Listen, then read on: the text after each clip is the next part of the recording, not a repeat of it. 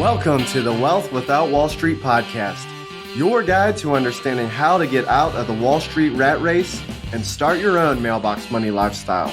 Now, don't let these handsome Southern draws fool you. These financial minds are teaching our country to enhance savings, increase cash flow, and create passive income, all without the help of Wall Street. Are you ready to break through? Now here are your hosts, Russ Morgan and Joey Murray. Welcome. This is the Wealth Without Wall Street podcast. Joey, the Italian Stallion Murray, joined by Russ, the idea guy Morgan. Russ, this girl is absolutely on fire. I'm going to save you from singing the Beyonce hit. But is she not on fire?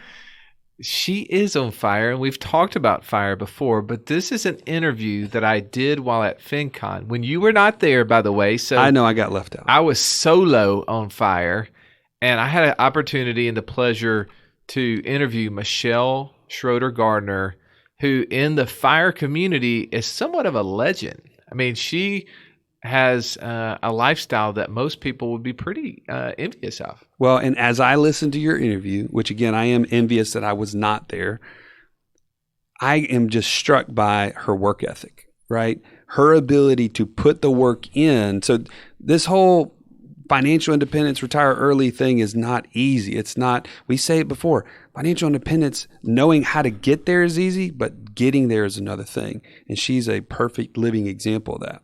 Right. Well, if you do a little bit of research, you type in her name, you're going to see some pretty stiff credentials. Like, she's been picked up and followed by lots of trade magazines out there of her story of not only how she got out of student loan debt, like super duper fast, but then how she turned being from a financial analyst to starting to writing a financial blog and now living a six-figure a month, Joey. Yes, I heard that part. Income.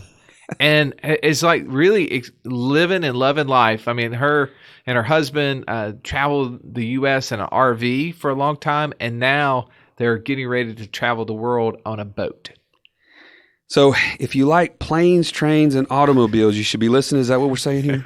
I don't know about that, but I will say it's fun to be around people who are excited about life and about sharing new ideas and how they get there. And that's kind of what this bonus-ode is about. We want to just give you some inspiration for your Saturday. So listen to my interview that I did with Michelle Schroeder-Gardner and go check out her website, Making Sense of Sense.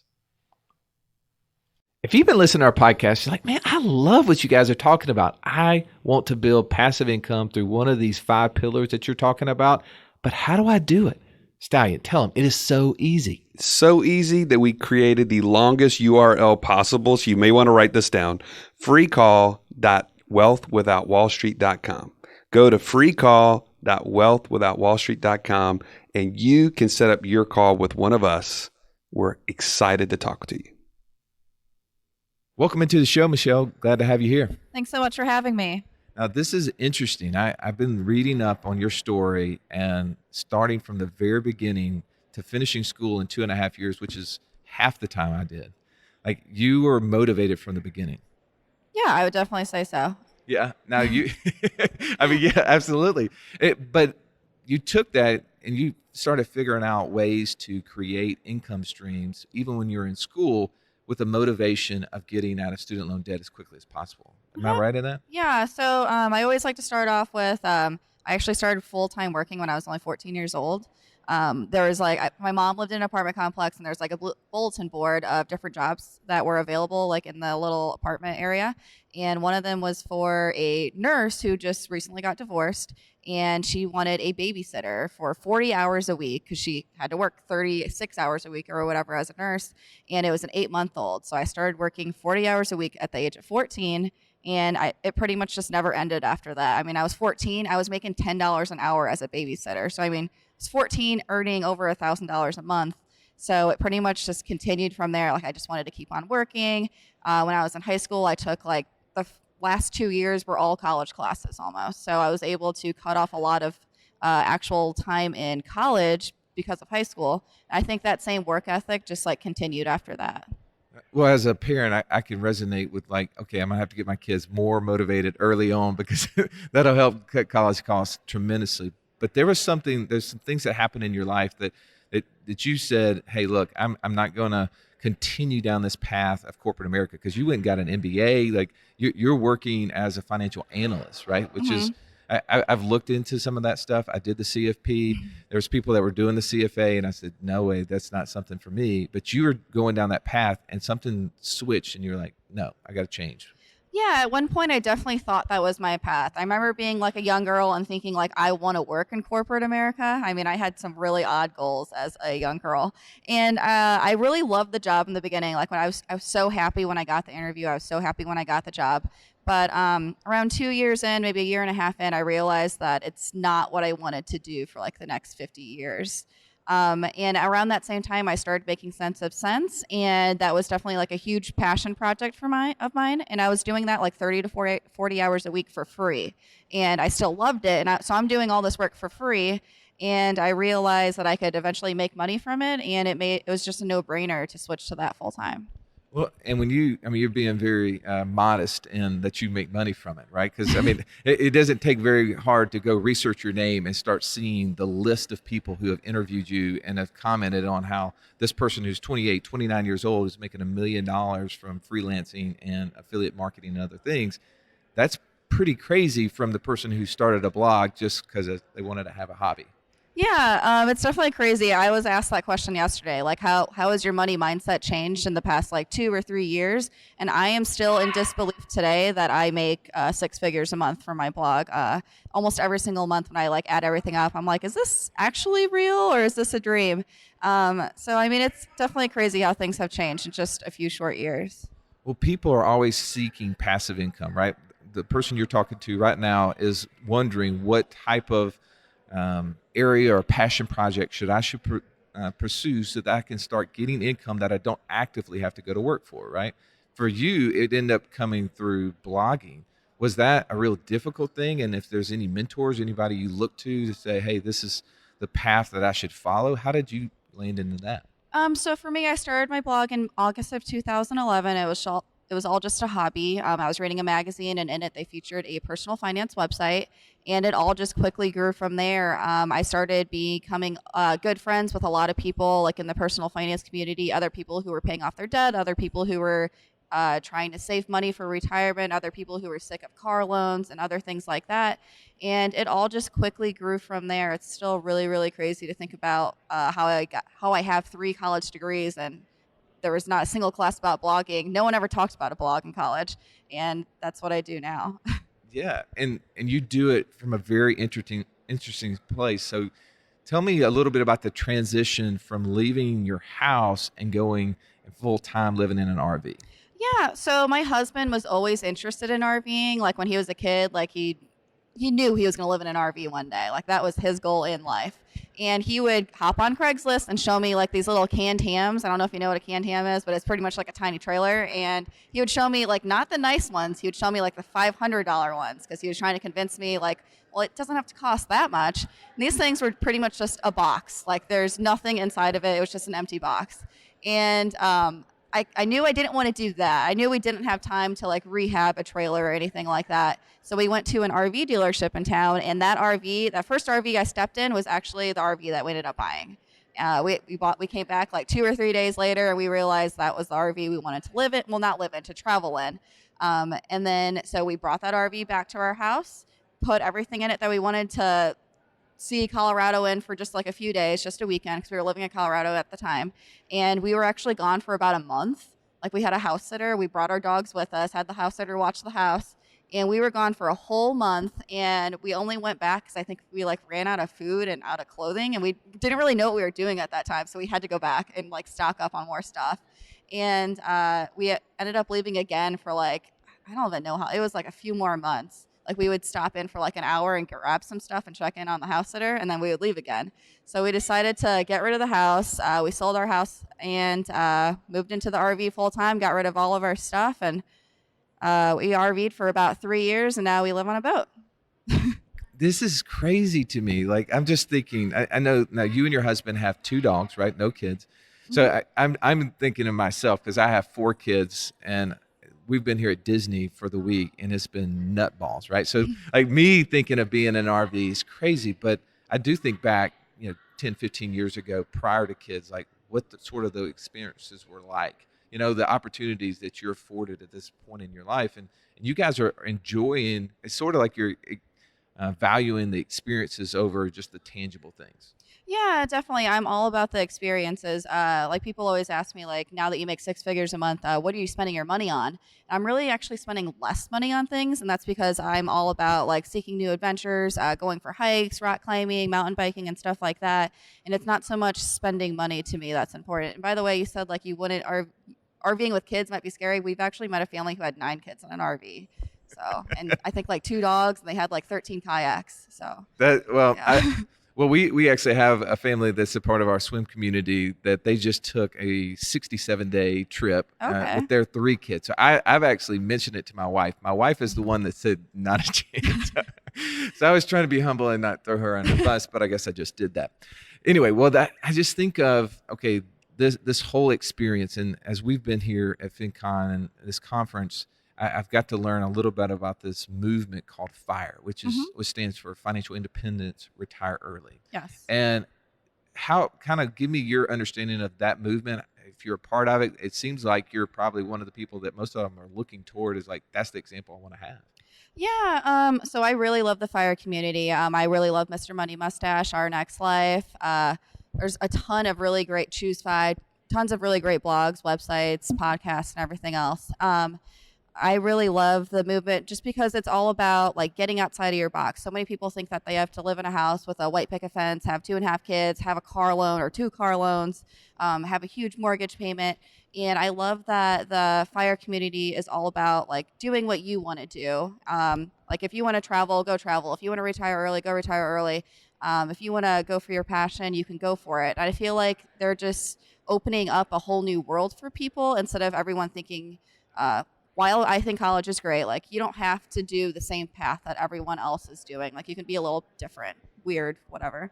Right. Well, no, I'm weird. And you can see I'm wearing my Auburn shirt, which most of our listeners hear me talk about this kind of like little brother syndrome I have with this football team in a big, huge state of Alabama where everybody else goes for the other. So I love the nonconformity. Our brand is Wealth Without Wall Street. We believe that there's a better way to do things, and you just have to maybe look a little different, try something a little different. So this FIRE movement is definitely intriguing to me of how we can not conform to the social norms, right? How can we do things differently?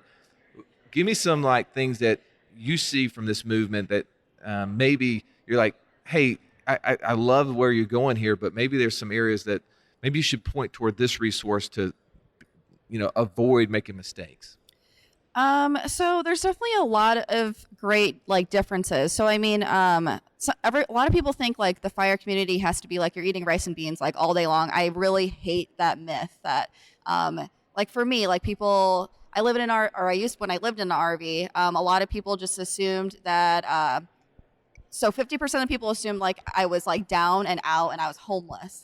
If I met someone, they were like, you live in an RV?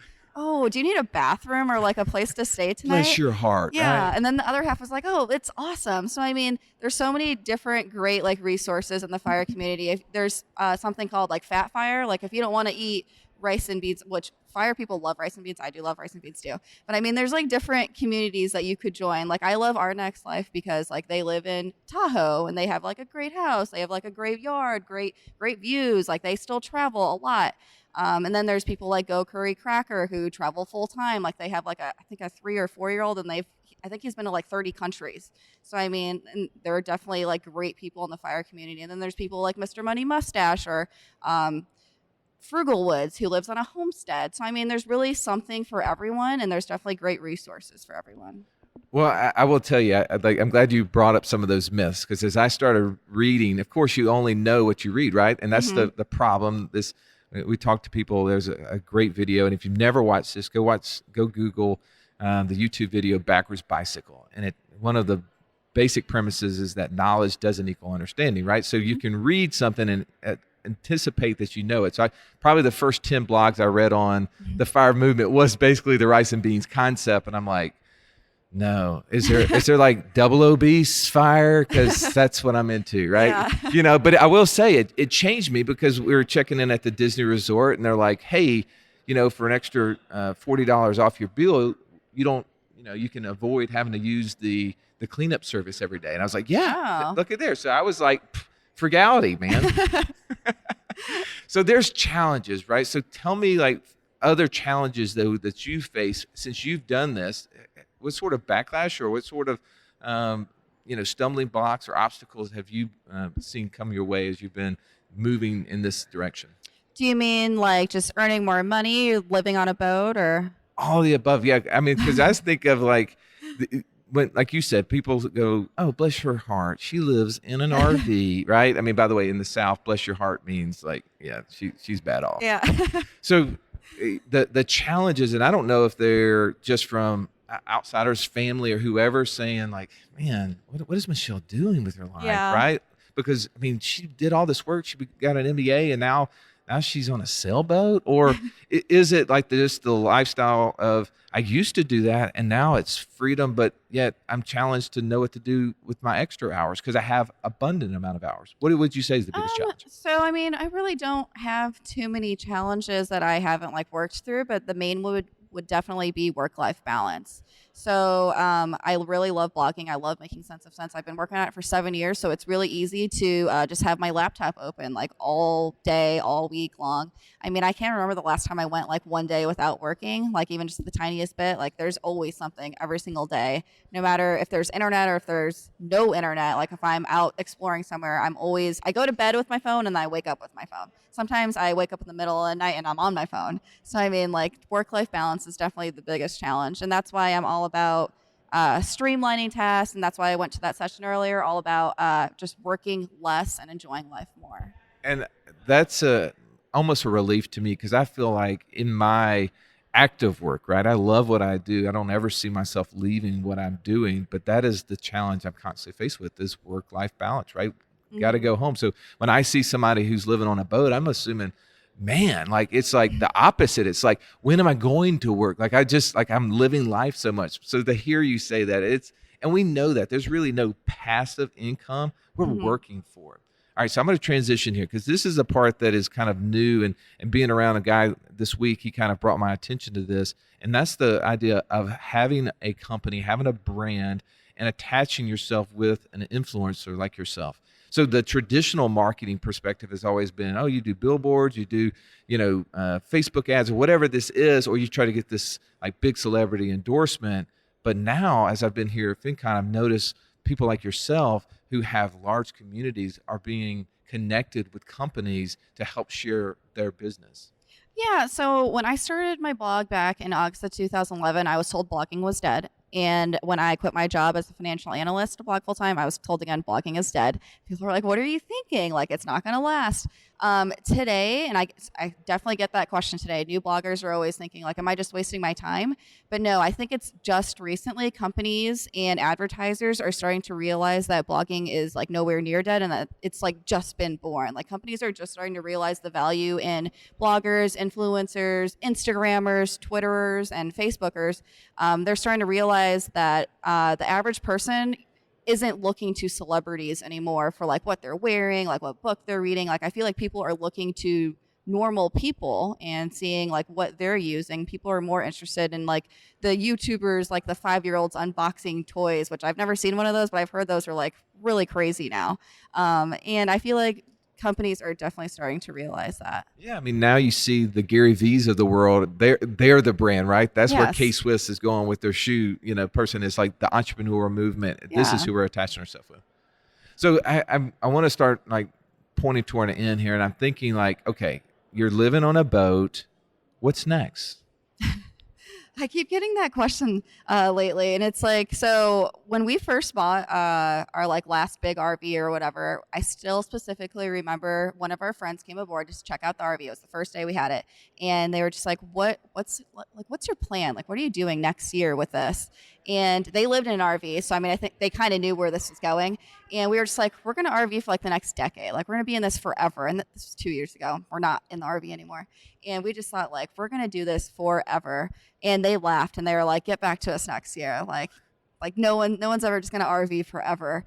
And I don't know, things just change so quickly, and I've really learned from that. And I look back and I laugh, thinking I was going to do that same thing for 10 years. And RVing is great, and I think sailing will be great too. And I definitely think we'll be doing this for at least the next 5 to 10 years. But I really don't know. I don't know where I'm going next week.